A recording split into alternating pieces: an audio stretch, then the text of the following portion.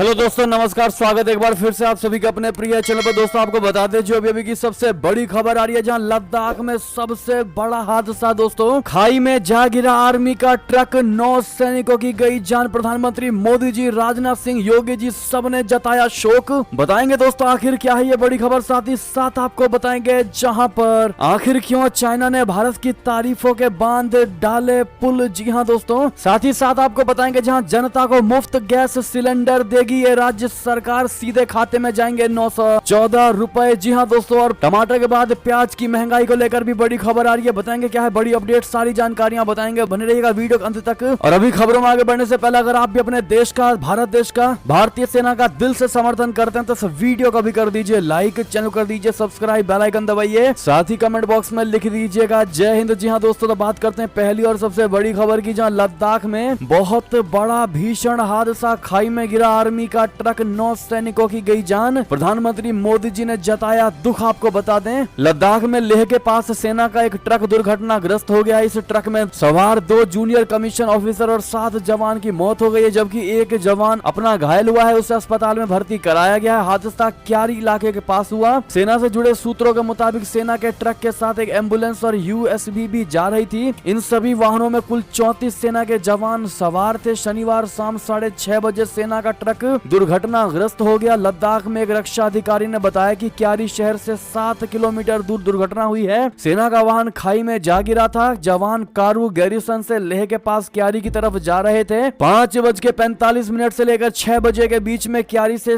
7 kilometre पहले घाटी में फिसल गया। वाहन में 10 कर्मी सवार थे, जिनमें से 9 की मौत हो गई और 1 घायल हो गया। घायल कर्मियों को अस्पताल लेकर जाया गया है। जी हाँ दोस्तों, हादसे पर प्रधानमंत्री नरेंद्र मोदी जी ने दुख जताया। पीएम मोदी जी ने कहा कि लेह के पास दुर्घटना से बहुत दुख हुआ है। हमने भारतीय सेना के कर्मियों को खो दिया है। राष्ट्र के प्रति उनकी समृद्ध सेवा सदैव याद रखी जाएगी। शोक संतप्त परिवारों के प्रति संवेदनाएं। जो लोग घायल हैं वे जल्द से जल्द ठीक हों। लेह के वरिष्ठ पुलिस अधीक्षक पीडी नित्या ने बताया कि सेना के वाहन में 10 जवान सवार थे। ये वाहन लेह से न्योमा की ओर जा रहा था। चालक ने नियंत्रण खो दिया और वो खाई में गिर गया। दोस्तों मोदी जी के बाद राजनाथ सिंह ने भी इस पर दुख जताया। दोस्तों उन्होंने कहा ट्वीट करते हुए कि लद्दाख में लेह के पास दुर्घटना में भारतीय सेना के जवानों की मौत से बहुत दुखी हूं। हम अपने राष्ट्र के प्रति उनकी अनुकरणीय सेवा को कभी नहीं भूलेंगे। मेरी संवेदनाएं शोक संतप्त परिवारों के साथ है। घायल कर्मियों को फील्ड अस्पताल लेकर जाया गया है। उनके शीघ्र स्वस्थ होने की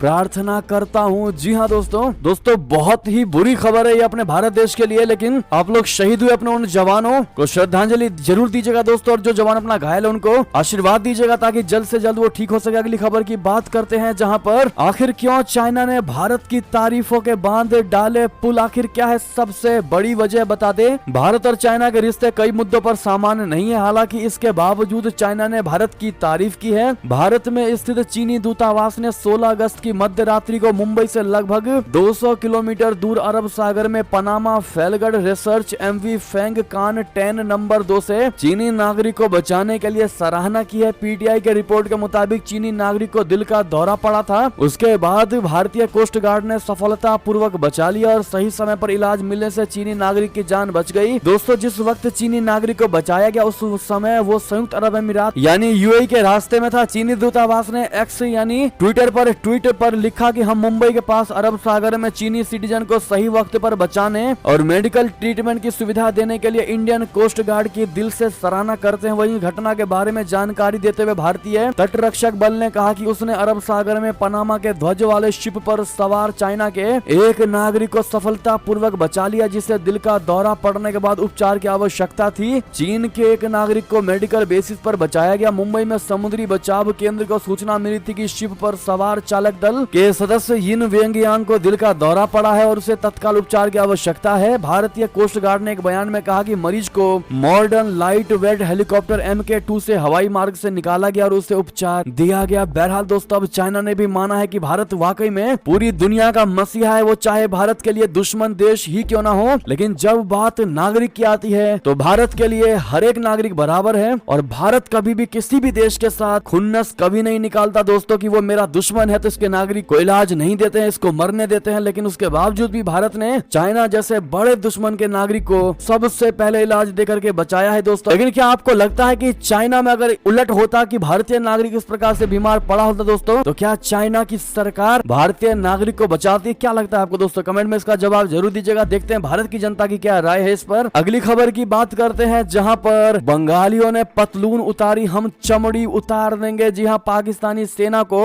पश्तूनों की खुलेआम धमकी, नेताओं को बताया जनरल का नौकर। बता दे पाकिस्तान में इस समय अंतरिम सरकार कामकाज देख रही है। इस बीच पाकिस्तान में पश्तून अपने अधिकारों की मांग के लिए खड़े हो गए हैं। पाकिस्तान में पश्तून नेता ने जातीय समुदाय के खिलाफ अत्याचार का मुद्दा उठाया है। इसके लिए शुक्रवार को उन्होंने पाकिस्तानी सुप्रीम कोर्ट के सामने इस्लामाबाद में एक बहुत बड़ी रैली की है। इस दौरान उन्होंने पाकिस्तानी सेना को खुलेआम चेतावनी देते हुए कहा है कि अगर वो नहीं सुधरे तो पश्तून उनकी खाल उतार देंगे। पश्तून तहफूज मूवमेंट यानी पीटीएम के प्रमुख मंजूर पश्तीन ने बलूच, सिंधी, गिलगित बाल्टिस्तान और पंजाब से लोगों को रैली में शामिल होने और एकजुटता बढ़ाने के लिए आमंत्रित किया था। पीटीएम खैबर पख्तूनख्वा और बलूचिस्तान पाकिस्तान में स्थित पश्तून मानवाधिकारों के लिए एक सामाजिक आंदोलन है। पीटीएम के नेता पश्तूनों के अधिकारों के लिए लड़ते हैं, कई बार इन्हें जेल भी जाना पड़ता है। मंजूर पश्तीन ने विभिन्न समूहों के नागरिकों के खिलाफ झूठे मामले थोपने और हत्याओं के लिए पाकिस्तानी अधिकारियों को जिम्मेदार ठहराया। जी हां दोस्तों, मंजूर पश्तीन ने पाकिस्तानी सेना की खाल खींचने की भी बात कही है। इसके साथ इन्होंने सेना को बांग्लादेश का सरेंडर याद दिला डाला। उन्होंने कहा कि ये जनरल ना संविधान मानते हैं, ना इस्लाम मानते हैं, ना ये परंपराओं को मानते हैं, इन्हें सिर्फ बदमाशी आती है। तो फिर हमारे पश्तूनों का इतिहास पढ़ लो कि हम बदमाशों का क्या हाल बनाते हैं। बंगालियों ने इनके पतलून निकाले थे, मगर पख्तून और बलोच इनकी चमड़ी निकाल लेंगे। यानी कि दोस्तों पश्तूनों ने पाकिस्तानी आर्मी को ये बहुत बड़ी चेतावनी दी है। दोस्तों पाकिस्तानी आर्मी का पानी उतार दिया इन पश्तूनों ने, ये बयान देकर के। अगली खबर की बात करते हैं, जहां प्रधानमंत्री मोदी जी ने ईरान के राष्ट्रपति से चाबहार बंदरगाह पर किया टेलीफोनिक चर्चा। जी हां दोस्तों, प्रधानमंत्री नरेंद्र मोदी जी ने शुक्रवार को ईरान के राष्ट्रपति सैयद इब्राहिम राइसी से टेलीफोन पर बातचीत की। इस दौरान दोनों नेताओं ने द्विपक्षीय और क्षेत्रीय महत्व के मसलों पर चर्चा की और कनेक्टिविटी हब के रूप में चाबहार बंदरगाह की पूर्ण क्षमता सहित द्विपक्षीय सहयोग को और मजबूत करने की अपनी प्रतिबद्धता दोहराई। प्रधानमंत्री मोदी जी ने इस बात पर प्रकाश डाला कि भारत ईरान संबंध करीबी, ऐतिहासिक और सभ्यतागत संबंधों पर आधारित है, जिसमें लोगों के बीच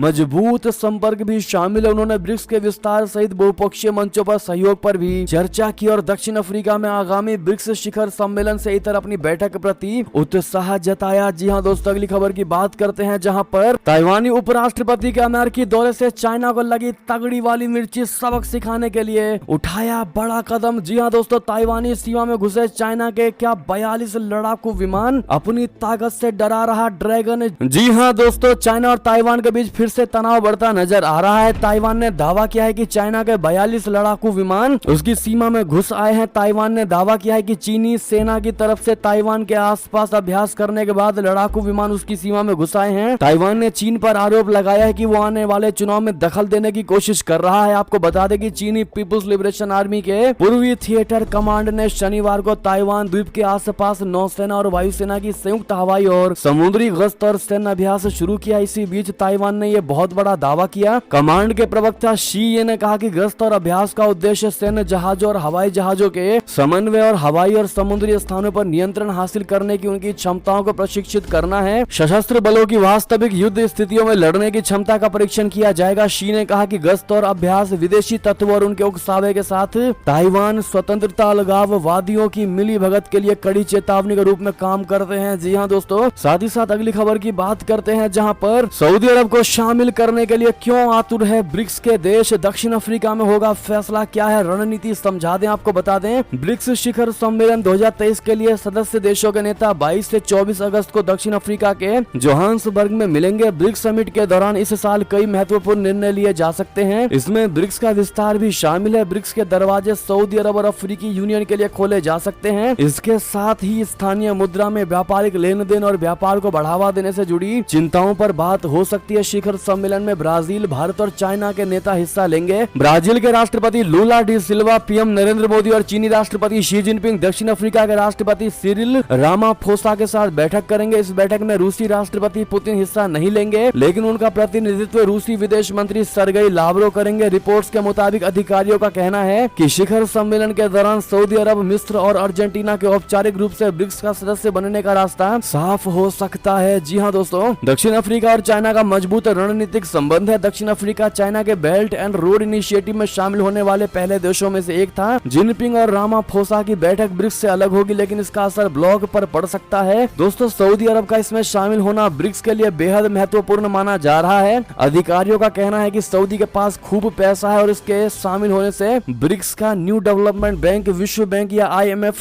के विकल्प की तरह स्थापित हो सकता है। जी हाँ दोस्तों, एक और खबर की बात करते हैं जहां क्या भारत और पाकिस्तान में शांति कराएगा मनमोहन मुशर्रफ फॉर्मूला, बातचीत को गिड़गिड़ाई कठपुतली सरकार। बता दें पाकिस्तान में शहबाज शरीफ के इस्तीफा देने के बाद अब केयर टेकर सरकार ने पदभार ग्रहण कर लिया है। पाकिस्तानी सेना प्रमुख के इशारे पर अनवारुल हक काकड़ को इस केयर टेकर सरकार का मुखिया चुना गया है। पाकिस्तानी सेना की इस कठपुतली केयर टेकर सरकार ने भारत से बातचीत के लिए गिड़गिड़ाना शुरू कर दिया है। यही नहीं, पाकिस्तान के केयर टेकर विदेश मंत्री जलील अब्बास जिलानी ने मनमोहन सिंह और जनरल परवेज मुशर्रफ के शांति योजना को फिर से आगे बढ़ाने पर जोर दे दिया है। उन्होंने कहा कि इससे दोनों ही परमाणु हथियार संपन्न देशों के बीच शांति आएगी। पाकिस्तानी अखबार एक्सप्रेस ट्रिब्यून की रिपोर्ट के मुताबिक जिलानी ने एक दशक पुराने शांति प्लान को फिर से बहाल करने पर जोर दिया। पाकिस्तानी मंत्री का इशारा जनरल मुशर्रफ और मनमोहन सिंह के बीच बने शांति प्लान की ओर था। जिलानी साल 2003 में भारत में उप उच्चायुक्त रह चुके हैं। उन्हें बाद में भारत की ओर से अवांछित घोषित कर दिया गया था। जिलानी को कश्मीर के अलगाववादी गुटों को पैसा कराने का दोषी पाया गया था। इसके बाद जिलानी को नई दिल्ली से जाना पड़ा था। चलते हैं दोस्तों अगली खबर की तरफ, जहां पर इमरान खान को एक और बड़ा झटका, सबसे करीबी नेता शाह महमूद कुरैशी भी हुए गिरफ्तार। जी हां दोस्तों, सही सुना आपने, पाकिस्तान के पूर्व प्रधानमंत्री इमरान खान की मुश्किलें कम होने का नाम नहीं ले रही हैं। इसी कड़ी में उनके सबसे विश्वास पात्र मंत्री रहे और पाकिस्तान के पूर्व विदेश मंत्री शाह महमूद कुरैशी को भी गिरफ्तार कर लिया गया है। शाह महमूद कुरैशी PTI के उपाध्यक्ष भी हैं। इसकी जानकारी PTI के सोशल मीडिया हैंडल पर दी गई है। जानकारी के मुताबिक उन्हें इस्लामाबाद में उनके आवास से पुलिस की एक बड़ी टुकड़ी द्वारा अरेस्ट किया गया है। PTI के मुताबिक कुरैशी को संघीय जांच एजेंसी मुख्यालय लेकर जाया जा रहा है। दरअसल डॉन की एक रिपोर्ट के मुताबिक संघीय जांच एजेंसी ने साइफर की चल रही जांच के सिलसिले में कुरैशी को इस्लामाबाद स्थित उनके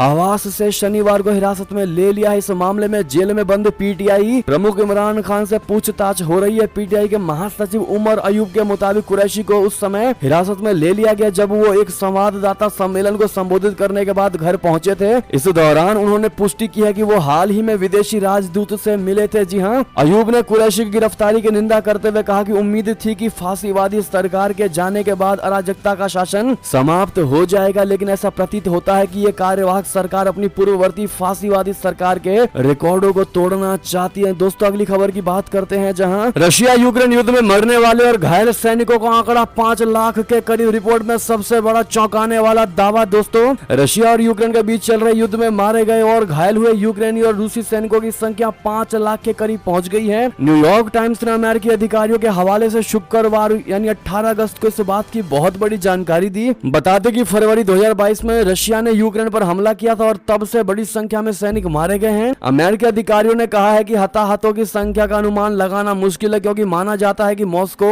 रेगुलर तरीके से युद्ध में मृतकों और घायलों की संख्या कम दिखाता और कीव आधिकारिक आंकड़ों का खुलासा नहीं करता। साथ ही साथ दोस्तों अगली खबर की बात करते हैं, जहां अंतरिक्ष से जासूसी, भारत के युद्धाभ्यास से बौखलाया चाइना, निगरानी के लिए तैनात कर दिए 300 उपग्रह। जी हां, चाइना ने संयुक्त राज्य अमेरिका और ऑस्ट्रेलिया से जुड़े 2 महत्वपूर्ण युद्धाभ्यासों पर नजर रखने के लिए निगरानी उपग्रहों का एक झुंड तैनात किया है। कहा यह जाता है कि हाल ही में संपन्न नौसैनिक युद्धाभ्यास तालिस्मान साबरे के दौरान भी चाइना ने खुफिया जानकारियां इकट्ठा करने के लिए ऑस्ट्रेलिया में अपने सैकड़ों उपग्रह तैनात किए थे। इसी के साथ वो मालाबार युद्धाभ्यास पर भी नजर रख रहा है, जिसमें भारत भी भाग ले रहा है। ऑस्ट्रेलिया अखबार ABC की रिपोर्ट के मुताबिक जुलाई महीने में ऑस्ट्रेलिया की defence company EOS space system ने चीन के 3 G-SAT उपग्रहों के बारे में बताया, जिन्होंने तालिस्मान साबरे नौसैनिक अभ्यास पर नजर रखी। चाइना ने शियान 12 एक सैटेलाइट, शिजियान 17 उपग्रह और शिजियान 23 सैटेलाइट इस अभ्यास पर नजर रखने के लिए लगाया था। जी हां, तालिस्मान साबरे की निगरानी के अलावा चाइना के निगरानी उपग्रह मालाबार युद्धाभ्यास पर भी नजर रख रहे हैं। साथ ही साथ दोस्तों अगली खबर की बात करते हैं, जहां नेपाल अगले 10 साल में भारत को देगा इतने 1000 मेगावाट बिजली। प्रधानमंत्री प्रचंड का ऐलान से चाइना को लगा तगड़ा वाला करंट। जी हां, नेपाल के प्रधानमंत्री पुष्प कमल दहल प्रचंड ने बहुत बड़ा ऐलान किया है। प्रचंड की भारत यात्रा के बाद से ही दोनों देशों के बीच संबंधों में सुधार आता नजर आ रहा है। अब प्रचंड ने अपने मित्र और पड़ोसी भारत को अगले 10 वर्ष तक बड़ी मात्रा में बिजली सप्लाई करने का भरोसा दिया है। प्रचंड ने शुक्रवार को कहा कि उनकी सरकार अगले 10 वर्षों में पड़ोसी देश भारत को निर्यात की जाने वाली बिजली को 450 मेगावाट से बढ़ाकर 10,000 मेगावाट करना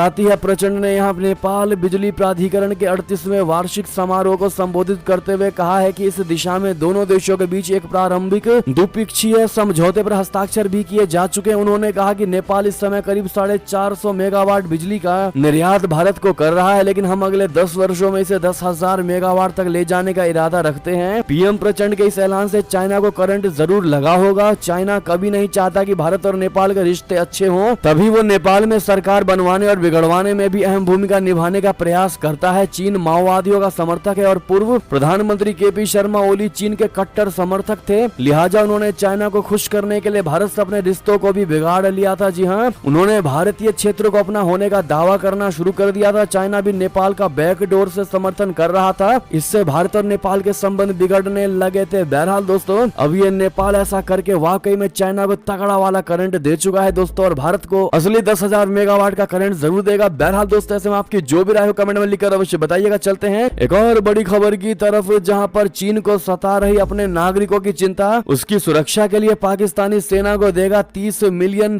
जी हां दोस्तों, पाकिस्तान के बलूचिस्तान प्रांत के बंदरगाह शहर ग्वादर में आतंकवादी हमलों के बाद चाइना को वहां अपने नागरिकों की चिंता सता रही है। चाइना ने पहले पाकिस्तान को चीनी श्रमिकों की सुरक्षा बढ़ाने के लिए धमकाया और उनकी सुरक्षा सुनिश्चित करने को कहा, लेकिन अब चाइना ने पाकिस्तान में चीनी श्रमिकों की सुरक्षा बढ़ाने के लिए पाकिस्तानी सेना को $30 मिलियन की सहायता प्रदान करने का ऐलान कर दिया। रिपोर्ट्स के मुताबिक 14 अगस्त को ग्वादर में हुए हमले के बाद सीपीईसी प्रोजेक्ट में काम करने वाले कर्मचारी डरे हुए हैं और हमले के बाद काम भी बंद है। ऐसे में चाइना अब पाकिस्तानी सेना को $30 मिलियन की सहायता प्रदान करेगा। इससे पहले चाइना की धमकी पर पाकिस्तान ने देश में काम कर रहे चीनी नागरिकों की सुरक्षा बढ़ाने का ऐलान किया था। जी हां दोस्तों, चीनी दूतावास ने बलूचिस्तान में 23 चीनी इंजीनियरों को ले जा रहे काफिले पर आतंकी हमले की कड़ी निंदा करते पाकिस्तान को फटकार लगाई थी और ऐसी घटना को दोबारा होने से रोकने के लिए प्रभावी उठाने की चेतावनी दी थी। अगली खबर की बात करें, जहां घर पर लहराता बीजेपी का झंडा देख सुनील जाखड़ के भतीजे संदीप को कांग्रेस ने कर दिया सस्पेंड। बता दें, पार्टी विरोधी गतिविधियों के चलते अबोहर के विधायक व पंजाब भाजपा प्रधान सुनील जाखड़ के भतीजे संदीप जाखड़ को कांग्रेस ने निलंबित कर दिया है। पार्टी हाईकमान की ओर से जारी पत्र में लिखा गया है कि उनके खिलाफ पंजाब कांग्रेस प्रधान अमरिंदर सिंह राजा वंडिंग की तरफ से शिकायत मिली थी। इसके बाद ये कार्रवाई की गई। उन्हें निलंबित करने के पीछे 4 वजह बताई गई। पत्र में लिखा कि वो नियमित तौर पर पार्टी की गतिविधियों में शामिल नहीं हो रहे थे। जब राहुल गांधी की अगुवाई में भारत जोड़ो यात्रा निकाली गई तो भी वो उसमें शामिल नहीं हुए थे। संदीप जाखड़ पर आरोप है कि जिस घर में वो रहते हैं उसकी छत पर भाजपा का झंडा लगा हुआ है, जबकि कांग्रेस पार्टी का कोई झंडा वहां नहीं था। इसके अलावा कहा गया है कि वो कांग्रेस पार्टी व पार्टी के राज्य प्रधान के खिलाफ बोलते हैं। पत्र में कहा गया कि संदीप जाखड़ सार्वजनिक तौर पर अपने चाचा व भाजपा के पंजाब प्रधान सुनील जाखड़ का बचाव भी करते हैं। जी हाँ दोस्तों, आप देख पा रहे होंगे कांग्रेस पार्टी की क्या है नीति। दोस्तों, अगली खबर की बात करते हैं, जहां पर अविश्वास प्रस्ताव पर मोदी जी बोल रहे थे तो सबको नींद आ रही थी। असदुद्दीन ओवैसी का ये बड़ा बयान आपको बता दे। आज तक G20 समिट में AIMIM के प्रमुख असदुद्दीन ओवैसी ने बीजेपी और कांग्रेस पर हमला बोला। ओवैसी ने संसद में अविश्वास प्रस्ताव पर पीएम मोदी जी और राहुल गांधी के भाषण पर तंज भी कसा। ओवैसी ने कहा कि संसद में ऐसा लग रहा था कि हम 2.5 घंटे की मुगले आज हम देख रहे हैं, बोले जा रहे हैं लगातार, उसमें कुछ भी नया नहीं था, उसमें कुछ भी दम नहीं था, नींद आ रही थी। ओवैसी ने कहा कि हम समझे कि मोदी जी के भाषण में कुछ नया होगा, वो बोलते अच्छा है, लेकिन उस दिन तो ऐसा लग रहा था कि वो पुराना रिकॉर्ड चल रहा है बेगम अख्तर का, उसमें कोई नई बात नहीं थी। मैंने खुद देखा कि बीजेपी की सांसदों में कोई सो रहा था, मंत्री भी सो रहे थे, मैं अपनी बात नहीं कर रहा हूँ। सर्वदलीय बैठक में ही मैंने स्पीकर से कहा था कि मणिपुर मसले पर चर्चा होनी चाहिए। अब ऐसे में दोस्तों, जिस प्रकार से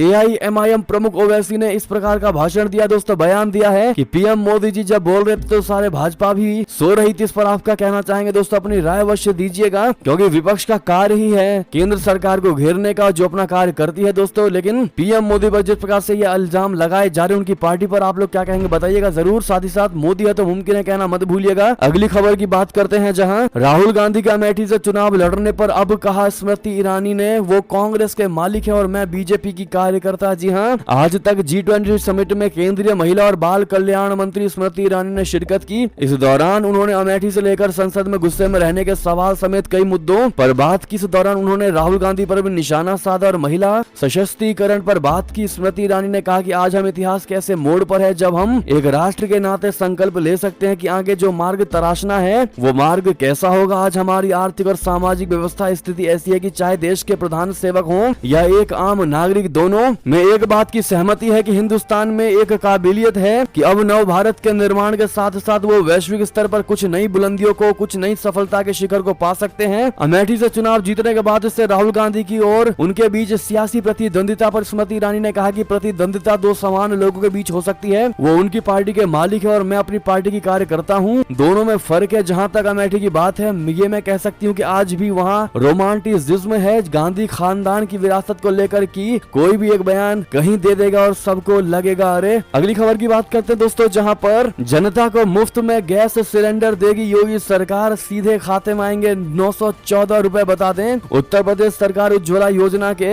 1,75,00,000 लाभार्थियों को 2 निःशुल्क LPG सिलेंडर देने की जगह उनके बैंक खाते में पैसे डालने पर विचार कर रही है। एक सिलेंडर के लिए 914 रुपए 50 पैसे का भुगतान होगा। पहली किस्त इसी दिवाली खाते में भेजने की योजना है। इसके लिए लाभार्थियों के बैंक अकाउंट को आधार से लिंक कराने की कार्यवाही तेजी से किया जा रहा है। सत्ताधारी दल भाजपा ने 2022 के विधानसभा चुनाव में उज्ज्वला योजना के लाभार्थियों को 2 मुफ्त सिलेंडर का वादा किया था। ये होली व दिवाली पर दिए जाने वाले हैं। चुनाव नतीजे आने के बाद 2 बार होली व 1 बार दिवाली बीत चुकी है, मगर इस वादे पर अभी भी अमल का इंतजार है। इधर तेजी से बढ़ती महंगाई और नजदीक आते लोकसभा चुनाव से पहले सरकार इस वादे पर अमल के फॉर्मूले पर विचार कर रही है। ऐसे में कितने भाई बहन है जो इस वीडियो को उत्तर प्रदेश से देख रहे हैं, कमेंट में जरूर बताइएगा। अंतिम खबर की बात करें, जहां टमाटर के बाद अब प्याज के दाम बढ़ने की है आशंका। केंद्र सरकार ने लिया बड़ा फैसला। बता दें, टमाटर की कीमतें अब जाकर कहीं कम होने लगी हैं। हालांकि अभी टमाटर 100 रुपए किलो से अधिक में बिक रहा है। इस बीच प्याज की कीमतें बढ़ने की आशंका के मद्देनजर केंद्र सरकार ने बड़ा फैसला लिया है। टमाटर की तरह प्याज की कीमतें आसमान में ना पहुंचे, इसके लिए सरकार ने पहले से अलग अलग कदम उठा रखे हैं। सरकार ने प्याज के निर्यात पर 40% शुल्क लगा दिया है। शनिवार को जारी एक अधिसूचना में कहा गया है कि सरकार 31 दिसंबर तक प्याज निर्यात पर 40% शुल्क लगाएगी। यानी प्याज को विदेश में बेचने पर विक्रेता को 40% शुल्क सरकार को देना ही होगा। जी हाँ, दरअसल पिछले हफ्ते ही सरकार ने अक्टूबर में नई फसल के आने के तक कीमतों को नियंत्रण में रखने के उद्देश्य से विशिष्ट क्षेत्रों में अपने बफर स्टॉक से प्याज बाजार में उतारने की घोषणा की थी। बहरहाल दोस्तों, आपके वहां पर अभी प्याज और टमाटर के क्या भाव चल रहे हैं, जहां से आप ये वीडियो देख रहे हैं दोस्तों, कमेंट में लिख कर अवश्य बताइएगा। बहरहाल ये थी अभी की सारी बड़ी खबरें। आपको हमारी खबर कैसी लगी? आशा करता हूँ बहुत अच्छी लगी होगी, लेकिन थोड़ी भी अच्छी लगी तो